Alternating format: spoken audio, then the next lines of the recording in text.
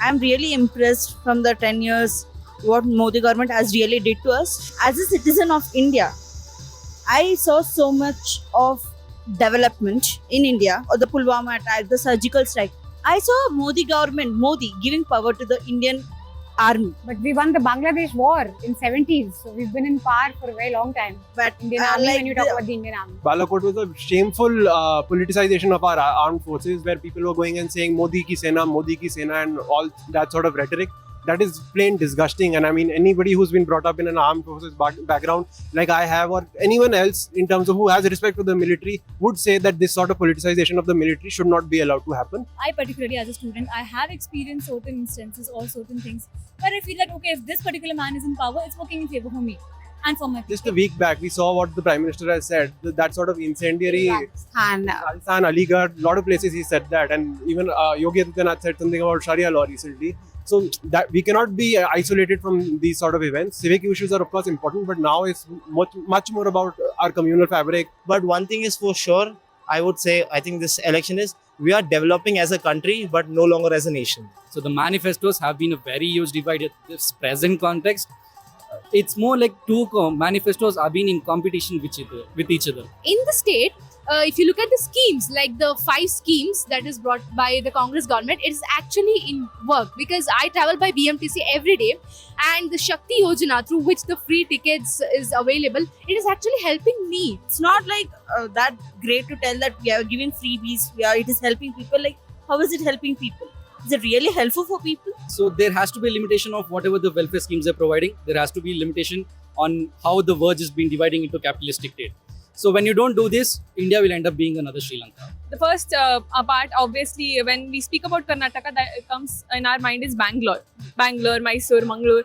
And after that, when we remember, oh, there is Hubli, oh, there is Haveri, oh, there is Ballari. So we always get ignored usually. As a student from North Karnataka, I have to come seeking job to Bangalore or Mysore. Getting a job in Hubli is very rare for the people of North Karnataka. But then again, if you look at the BJP manifesto, it is more heavy on the development side rather than social fabric. If you compare that to Congress's manifesto, So I asked multiple first year students, why don't you vote? So their attitude is like, we don't care, we're apolitical is a new term. So for apolitical for Gen Zs, I will not vote. It is being more obvious that politics and religion are inclined now. We are not voting for Modi, or not voting for Rahul Gandhi. We are voting for our MPs here. So I think we need to emphasize on that and hide the image that we are voting for one person at all. The minute we're born, we get assigned to a religion, a culture, a certain sect, a certain norm in society. But in India, I feel there is one more culture. The minute you are born, you also have a party tagline there. Because if you come to a certain part of a certain religion, you're going to support a certain party for some certain benefits. About the parliamentary session that you asked. For us, for social media users and all, it's a pure meme material.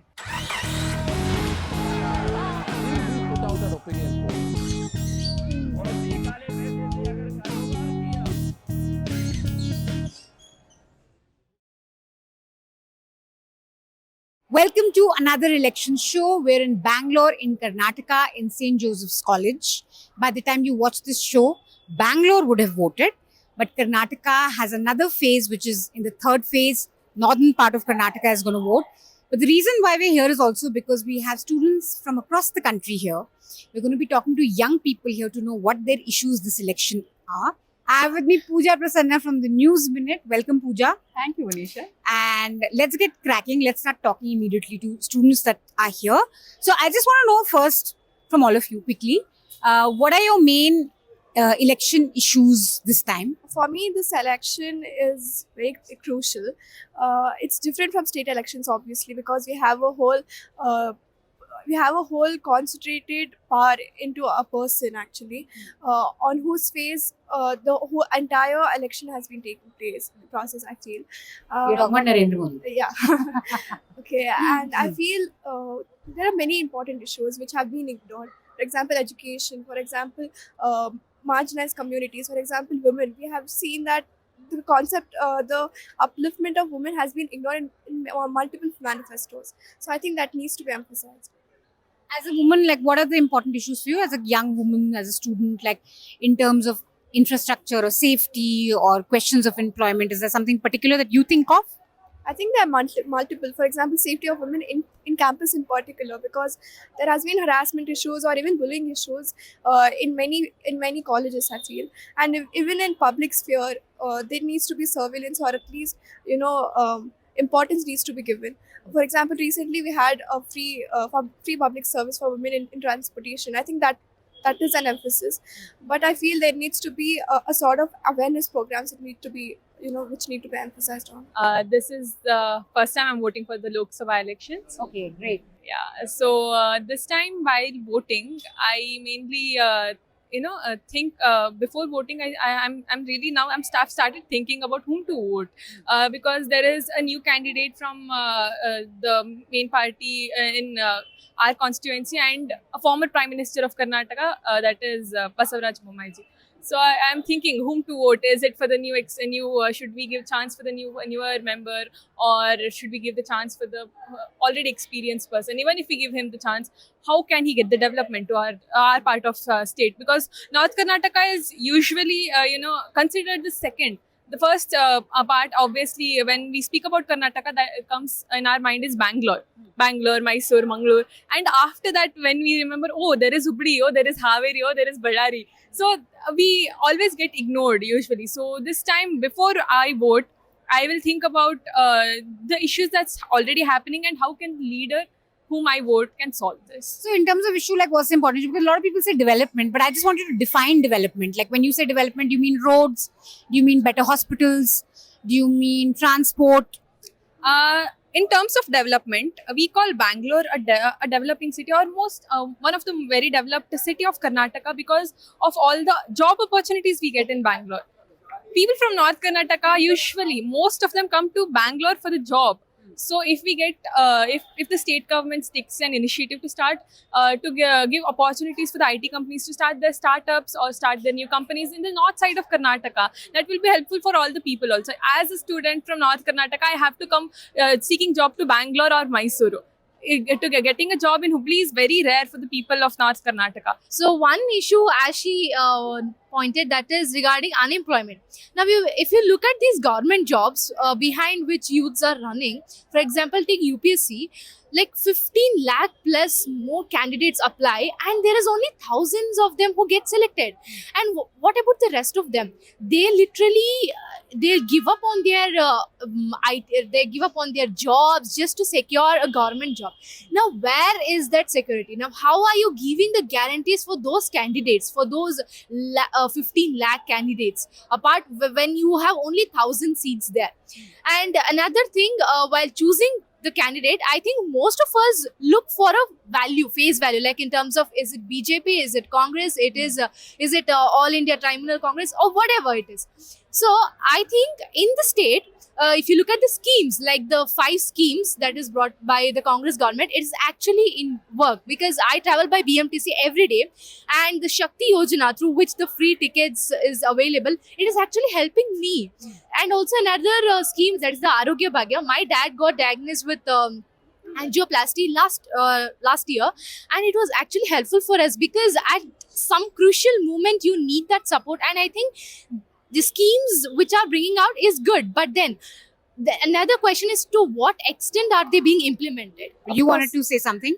Before the freebies and everything, we used to at least get buses like 10 minutes after one bus. But now if you see, we don't get buses like so often like how we used to get before. So they may have to increase the fleet. Yeah, right? Train on the resources, the public infrastructure. Yeah, it's not like that great to tell that we are giving freebies. It is helping people. Like, how is it helping people? Is it really helpful for people? See, I come from Hoskote, Bangalore.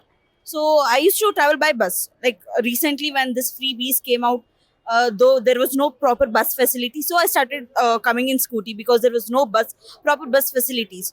And it is so much of rush and everything. You know, the old people, whoever wants to sit, they don't get proper seats to sit because there is so much of rush. You know, government are giving schemes, but think, and you know, they have to think it properly, and you have to build the provide infrastructure to make sure that it is implemented properly. Exactly. And it also ties to our Bangalore's traffic problem, because we keep talking about using public transport. But somebody who was using public transport now cannot use because it's too crowded. And there is so much, because of the development, and there is so much of traffic issues in Bangalore also Correct. as well. But do you guys feel safer in general? Like, are there more women traveling by buses now after?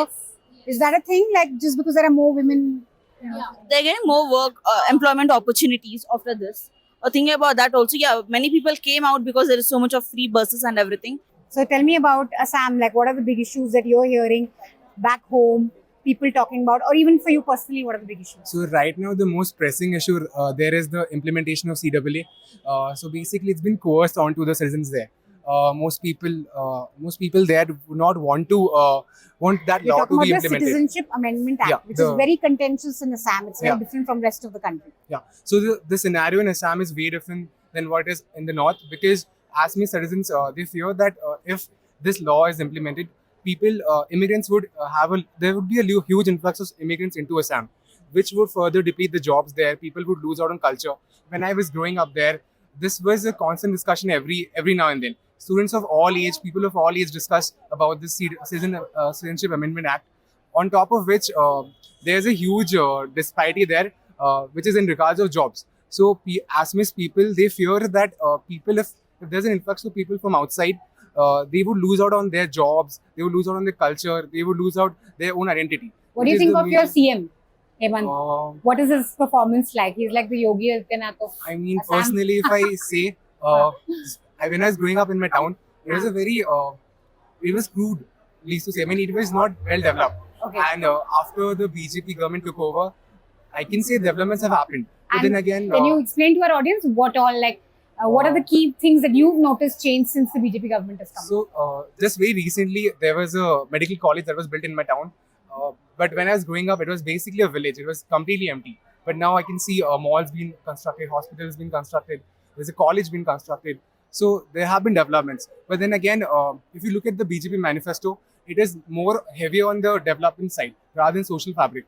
If you compare that to Congress's manifesto, they largely focus on social fabric. When in Karnataka, for instance, a large focus goes on to these schemes, right? It is for What to you as a young person, what is more important, like a social fabric or importance on development? I would Like, say they are what is more both attractive equal. to you in terms of a manifesto? I wouldn't really weigh them as such. I feel they are both equal. But then again, as because I'm a job seeker right now, I would also look at developments happening because after I graduated, the major issue that I faced was finding good paying jobs, well-paid jobs.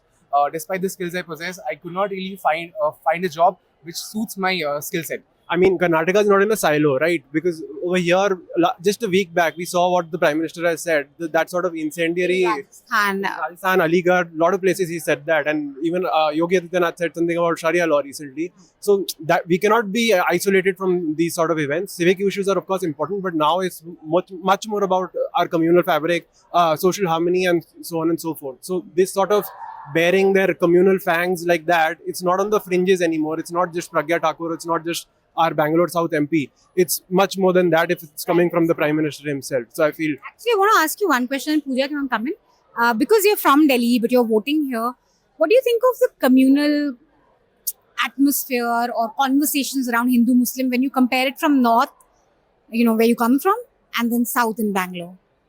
I mean, right, there is a latent change over here. Bangalore, I feel, would be much more, I mean, coastal districts in Karnataka are different. Bangalore, I've heard about the sort of polarization and that Hindutva lab that is there. But in Bangalore, it's much more syncretic because Delhi, you'd see that virulent sort of display of communal hatred and that sort of thing. And that was represented in 2020 itself. But here in Bangalore, it's markedly different. I mean, I'm not saying that there won't be Islamophobia or there won't be other sort of minority issues or something of that sort. But it's much more different in the sense that they're coexisting probably more peacefully in that sense. And there is that sort of syncretism here in Bangalore. When you're going to vote in a particular place in here, the one thing that many Bengalurus don't turn up to vote, like when you compare to last election for the chief minister, the turnout rate was around 60%, which is comparatively much less when you compare to like other state elections. So what I think is, and currently due to the heat scorch you're facing, there would be like much less turnout, saying that people wouldn't want to go to vote because of the heat. So I think there should be done something about that too. Why 'cause- do you think that is? You're a youngster yourself. Yeah. So do people your age go out to vote? If they don't, why don't they? Well, they normally don't vote because they are trying to be apolitical. They don't want to be associated to any politics at all. Registration among young voters has been pretty low. Yes. There are many more young voters, but registrations have been low. Pooja, you want to go there? Yeah, he wants to say something, but So, I have a question before you tell me. Now, do you have an idea what general elections are for? For example, if you're upset that the road outside your house is bad, is that something the MP should be taking care of? Or is this for national issues? In your mind, how do you differentiate? So we are in a federal setup. So we have a combination of central and state. So if my roads are bad, I'm going to blame my state government. I can't ask my central government to come fix my roads. But I'll ask my central governments to employ funds so that we can fix our roads. So that is one thing. And you mentioned about youth not going out and voting. So I'm a student from Mass Comm and Journalism from St. Joseph's University. And I come across at least 100 and 200 students. So I'm 24. So I witness a 6-year age gap between a first year student and a master's student. So in this scenario, I asked multiple first year students, why don't you vote? So their attitude is like, we don't care. We're apolitical is a new term. So for apolitical for Gen Zs, I will not vote. I don't like BJP. I don't like Congress. This is what they say. And when I ask them issues like, when you see so much social unrest in the country and you say you're going to go for Nota and not going to vote, how's that going to imply? You guys are going to talk about jobs. I'm not getting a job. I don't match my standard of living. When you can't even go out and vote for a day, where are you going to achieve that? So that's point number one. But one thing is for sure, I would say, I think this election is, we are developing as a country, but no longer as a nation. What do you mean by that? Expand on that thought. So what I would say is developing as a country. So we're a $5 trillion economy. Yes, our taxes are, so this year there's an increase in the tax amount. There's something around 19.7 lakh crore. So we've increased by 17% of tax collections. A lot is happening. But if you look at it, the unity among people is not there. You feel that? You really feel that among your own people, your own family, or your friends?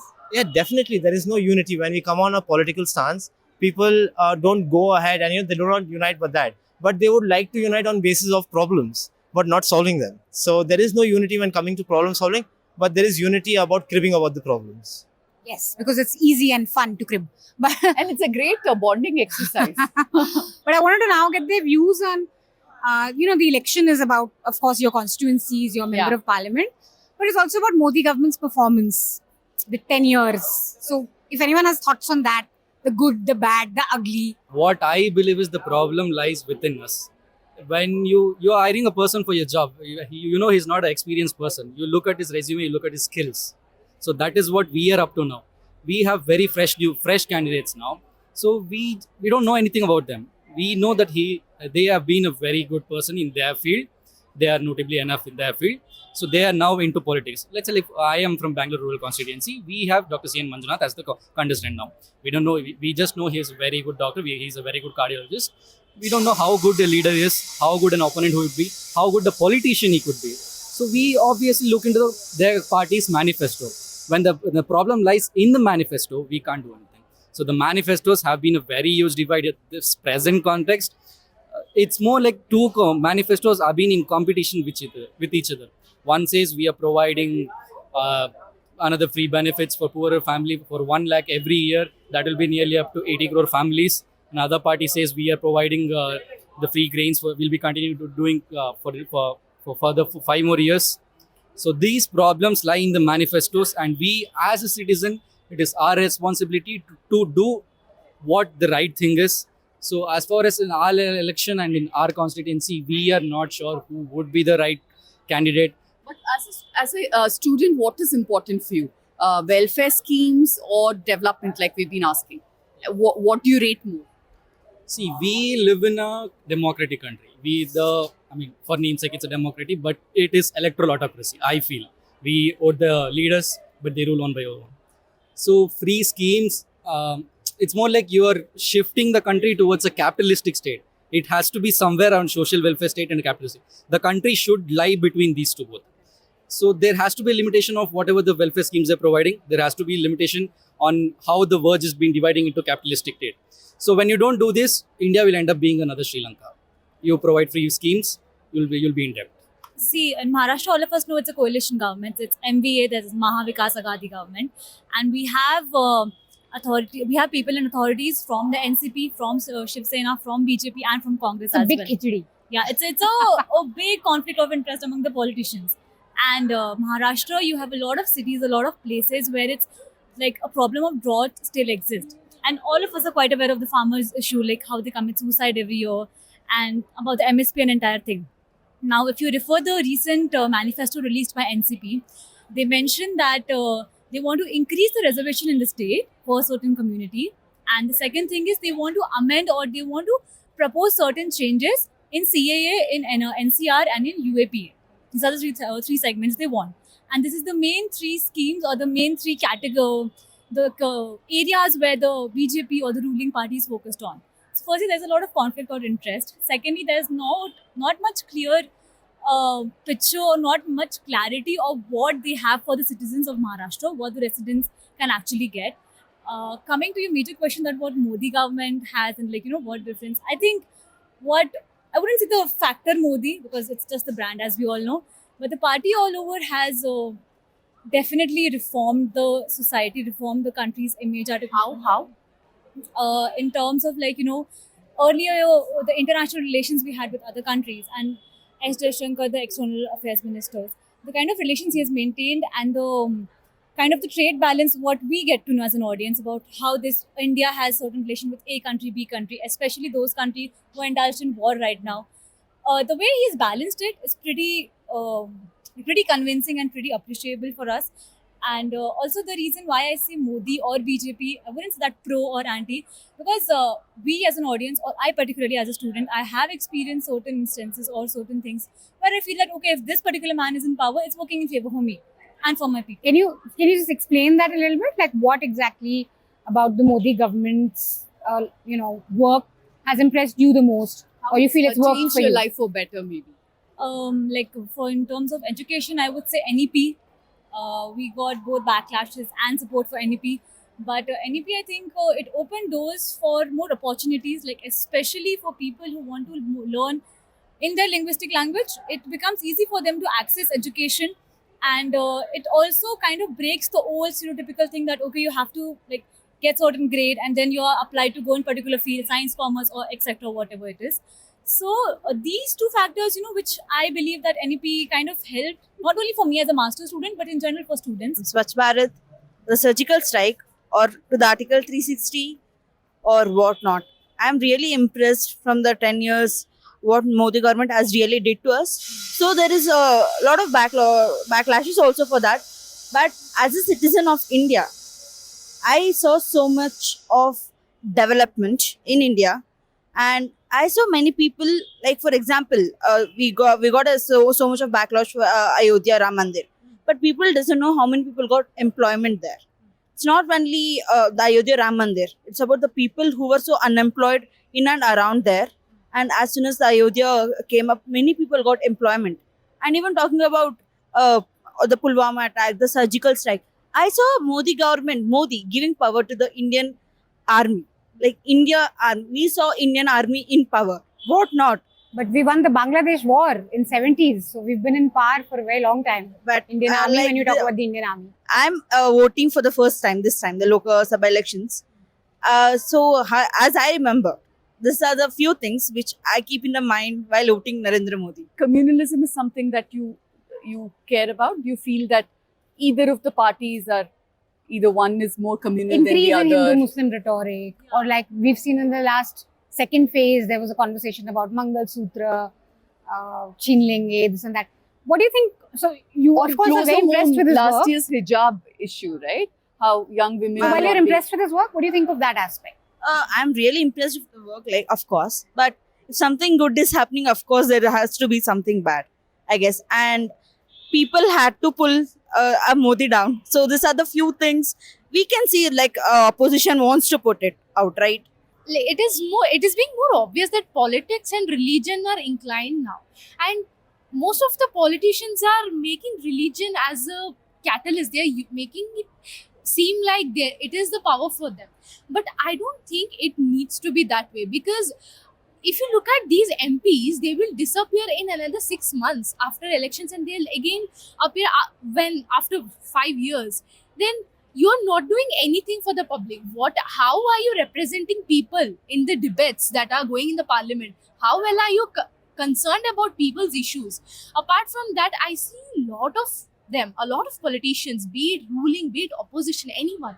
So they are more towards demeaning one religion, holding in power another religion, and they are more into it that they keep giving hate speeches, they keep commenting on each other. This has lowered the quality of elections that used to be which was not earlier. But do you see any difference? Do you feel that the opposition is doing this more, or maybe the ruling coalition is doing, or do you think they're all the same? Overall, because if you look at Neha Hiremat's case, all of a sudden the pro BJP supporters came in favor, saying that it is Muslims and hence Congress is related. Now, how is it related to politics first matter, right? No, it's not about a caste, a Muslim or a Hindu. It's about a criminal who committed a crime, right?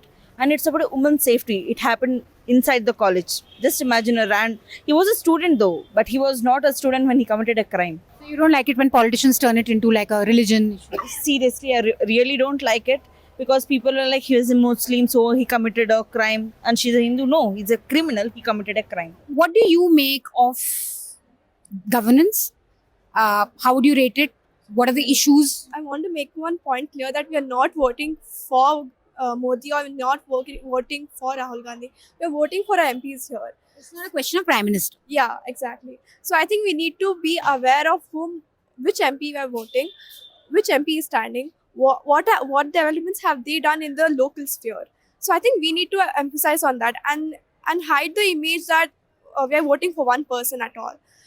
So I think that's necessary. And the part of the Modi report or anything, I think we need to emphasize that there has been a lot of chaos when any amendment or any bill has been passed. For example, NEP, there has been confusion of whether the 4-year degree is valid or we can do 3-year degree. So that has been an issue. And if there's emergence of regional languages into degrees, we need to understand that are the corporate houses ready to accept our degrees which have been done in regional languages, because English is a priority in every sphere these days. So I think that we need a clarity on that. What do you guys think of debates in Parliament? Do you follow like last? Because we're also looking at MPs, what they do in Parliament. Everyone's laughing when I said debates in Parliament. I mean, they have been chaotic, I feel, and not so great, I feel. But then there are few speeches which have gone to viral, which are really good. Tell me an instance of a speech you really like. I mean, that MP has been disqualified. So, I mean, obviously, Mahua Moitra. So Mahua Moitra, okay.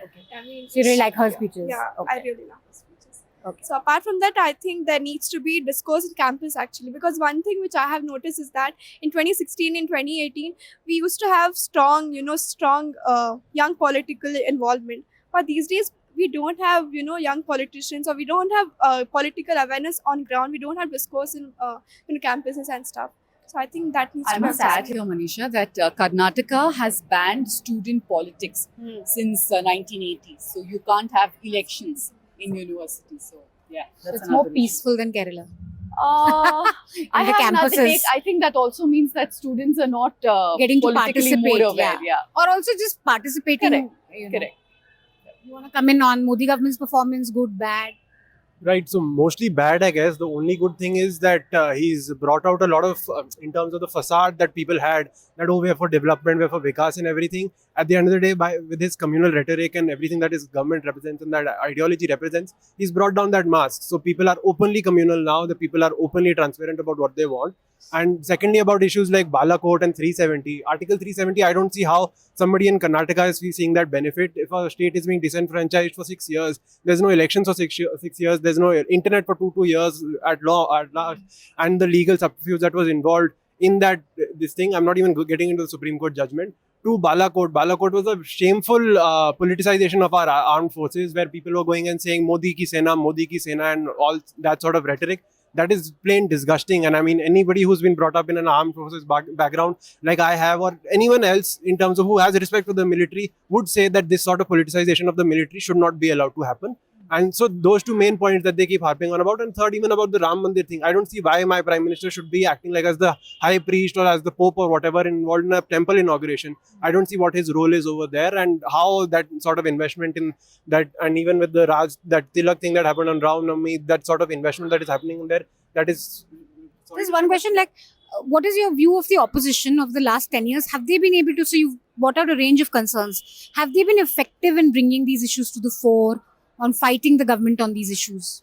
I mean, I won't blame you, but mainly the blame lies with media, because everything has been bought from NDTV to CNN, CNBC, and everything is owned either by Adani, Ambani, or the Z News guy, or Rajiv Chandrasekhar. Everything is owned by, they have political interests and everything, so it's mostly partisan. India today, maybe sometimes Rajiv Sardesai is some sort of neutrality he shows, but otherwise there's no sort of this thing. So media is supposed to act as that watchdog. The opposition is doing their best as they can. You brought up Kejriwal's case, even though I have no sympathy for him, but still, most opposition politicians are being jailed and everything, or the ED is being thrown after them, or other CBI issues and so on and so forth. So that sort of thing right now is not just up to the opposition to convey their point, but it's also about the electorate, whether they want to live under that illusion of being apolitical and it's all about Vikas and Modi ji is great, this, that, Gujarat model, or they want to see the harsh reality, which is we are turning into, what do you say, Russia or China now in that sense, or a Hungary, whatever. Anyone else wants to come in on opposition's role? Ma'am, you mentioned about communalism going along and spreading towards. But if you look at it not only the opposition, even the ruling party, there are two vote banks. One is the majority, one is the minority. So who are not in power are trying to get the minority, who are in power are trying to get the majority. So there's this chase going on where parties are competing with themselves instead of that. So they put in culture, they put in religion, they put in multiple aspects that can influence the voting behavior. So if you look at our social status, the minute we're born, we get assigned to a religion, a culture, a certain sect, a certain norm in society. But in India, I feel there is one more culture. The minute you are born, you also have a party tagline there. Because if you come to a certain part of a certain religion, you're going to support a certain party for some certain benefits. So these are things that the politicians are playing on and emphasizing more on. So because of that, there's a cultural bias. So we can't adapt cultures that easily because you're going to be opposing other cultures. But do you think youngsters like you can change that? Is there hope that with each generation that cycle is? Yes, there is hope. So if you want a representation of the youth in the parliament, is that the basic qualification will be age of 30. So if you look at the strata of the Election Commission of India putting as a youth, it's 18 to 29. So there is zero representative of youth in the parliament. That's point number one. So moving forward as a student or as a thing. So even in our university, we talk about a lot of things, and even St. Joe's University is one of the first universities to implement EVMs in college voting. We have voting in classes where we choose a class representative from both genders. That's how we go along. We have started the cycle of voting from our class levels. We are trying to bring in change, but we are very reluctant to be part of that change. Like Gandhi said, be the change you want to see in the world. We don't want to. I believe that in today's time, everything has become a political agenda. Until and unless, I'm getting 300 votes in my thing, it really doesn't matter if a girl is wearing a hijab in a school, or if a Hindu man is entering into a mosque or whatever. It's just all a political agenda. And it's a very famous quote by the ex-PM Atal Bihari Vajpayee that it's in Hindi that sarkarein aayengi jayenge, partiyan banengi bigdengi, par ye desh rehna chahiye. So irrespective of whoever the PM is, be it from Congress or BJP or whosoever, until and unless it's for the welfare of the people, it's all that matters, honestly.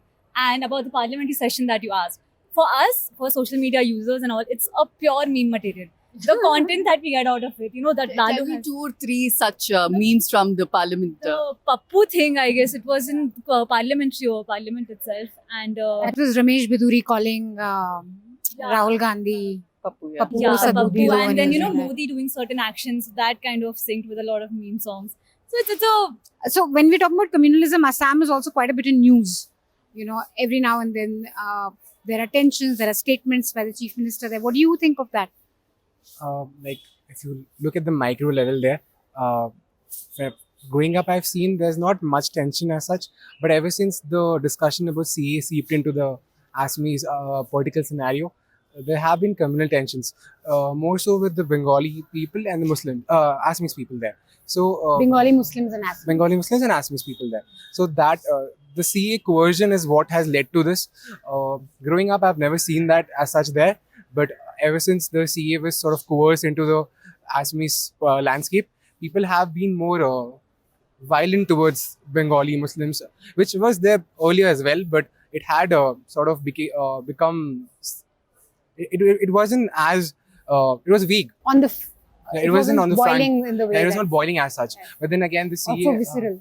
So then again, CA had led to this uprise of violence suddenly, and then again during before the lockdown, we saw multiple protests happening in Assam, and I witnessed violence there. I saw destruction of public properties because people were angry at the government, because the government they had chosen for them to represent, that very government was taking a decision that would challenge their identity. So that is what I've seen in Assam. What do you think of any like opposition leaders other than those who are in the BJP? I think the Congress manifesto, I checked the Congress manifesto, I think it could have been much more stronger, I feel, because the points which they have picked are very basic in nature. For example, they decided that they'll renew the scholarship, right? I forgot the scholarship's name. Maulana Azad scholarship. So there are many issues which they could have addressed. For example, CA or personal laws, or they have many such issues which they could have addressed, but then they have ignored to stay, to please both the communities, or I can say please the whole nation. But I think They did say that freedom to practice personal laws. We will ensure freedom to practice personal Yeah, laws. but they said nothing specific, as Yeah. always. What would you have liked to see in the manifesto? Is there something as a young person you felt was missing apart from this? there are many. I think looking at the communal sort of build-up we have, I think they could have brought up laws which could have, protected the minorities, protected women, protected the SC/ST community, protected the Dalits. So which I have noticed that it is absent. So What do you think of caste census? Any views on the caste census that Rahul Gandhi has been talking about? Need like? Again, minority politics, another access to another vote bank. See, it's simple. So there's a Although majority. caste is not really minority, it's Yeah. majority. Because if he's going to look at OBCs, scheduled caste, scheduled tribe, it makes up the majority of Yes, the country. so that has always been how the Indian National Congress has moved forward. They've never pitched or even propagated anything to the majority. They go to the other sects of society that have been, let's say, suppressed for so long. So they act like this is what Congress can put in a change, and this is what is being propagated. But But don't you think, we have all these welfare schemes? For example, scholarship for SC/ST students, internal reservation, right? Without knowing the numbers, actually giving these welfare schemes, don't you think is counterproductive? So it's good to know the numbers. it is really good to know the numbers. It is required. Yes, as the ruling government, there should be an active census. You should have the same. Even for this year's election, there was no active census. And even if you look at the voter count, there's around 98.66 crore voters. Out of that, how many have actually come out and registered? We have missed out on a lot of people. We've missed out on rural sects. Even if you look at the Election Commission of India now started to range out to sects where the election polling booths or station parliament councils cannot go. So the Election Commission is visiting them. But if you look at it, like you said, there is no count, there is no number. So even the Election Commission, if they had to go out, where could they go? So it is required. But Is there a big conversation among you guys, caste census in college, in classes? Like, is there a lot of discussion around it? If you look at my constituency in Hassan, it is a coalition, that is BJP and JDS. So there is no BJP candidate because they know that there is a lot of, there's one particular caste, that is the Gaudas, which is the majority there. And most in Hassan is a place where JDS has its power. And if you look at the agenda overall, it is mostly the JDS party that is being won all over these years, and that is where your caste comes into play and how we are using it. So I think as I earlier mentioned, politics and religion are being just two faces of a coin. Like they're just flipping it and just playing with it. You're not appreciative of that. I think the last question we can ask is, And as in Karnataka also there is this majority religion, Lingayats. So previously when Yediyurappa ji was there, it was like Lingayats used to vote for him because he's a active person from Shimoga. But for this election, there is a Swamiji who was about to file his nomination, but he came back. But in North Karnataka especially, they are really targeting people based on their religion. especially for the Lingayats. Like, we'll do this welfare for the Lingayats, we'll do that, and this everything. It is mainly focused on Lingayats in North Karnataka. That is what, even for in Hubli also. The Swamiji about whom I mentioned, he was about to file his nomination in Hubli, speaking against the local leader Prahlad Joshi, that he always goes against Lingayat. That is what the claims made by the Swamiji. But see, But again, you like as- this kind of discourse, you know, in an election? Do you want people talking about who Lingayats, Brahmins, No. Vokkaligas, No, or do you no, want to talk about other issues? Obviously, as a student, I want people to think more about the development of the region than talking about their development of their caste. You know, these Lingayat leaders, they are asking for the reservations for separately for the Lingayats, like since many years. Obviously, during the state elections also, but. What I mainly want people to focus, I wish people would focus, was about the development, because there are many regions in Karnataka that needs development. So just about the caste census, why I feel it's not gaining a lot of traction is, I mean, Rahul Gandhi might be well intentioned and But I want to know what you think first before you tell me that. right. So I mean, I feel it's important and everything. Even though I don't belong to an OBC or anything of that sort, but I do feel that it's not gaining a lot of traction because the Congress is not a mandal party. It's not a RJD, it's not a SP or whatever. So it does seem a little disingenuous coming from Rahul Gandhi, because Congress represents the Nehruvian scientific temper, secularism, caste agnosticism and everything. So They've this- opposed caste census through history. so exactly. So it does feel like it's just like a political election time gimmick and everything. It might be important. But should Rahul Gandhi be held responsible for his grandfather, his mother, his father? No, but I mean, he's just suddenly, it's like some Yeah. this thing moment, eureka moment, that he suddenly got up and said, now let's conduct a caste census. It doesn't seem So it lacks substance, his demand. exactly, and it doesn't fit well with his grander scheme of secularism and everything and being, you know. So there's an announcement, but without any groundwork. There's a disconnect between probably the action and the claims. Yeah. Great. Thank you guys for talking to us. That was a show from Joseph College in Karnataka, in Bangalore. We're going to be here for one more day, and then we're going to move up north, go to Patna, go to Varanasi, go to West Bengal. Stay tuned. Keep watching another election show. Please remember that everything that we're bringing you here is completely ad-free. It's completely non-sponsored. Do support the News Minute and News Laundry's coverage.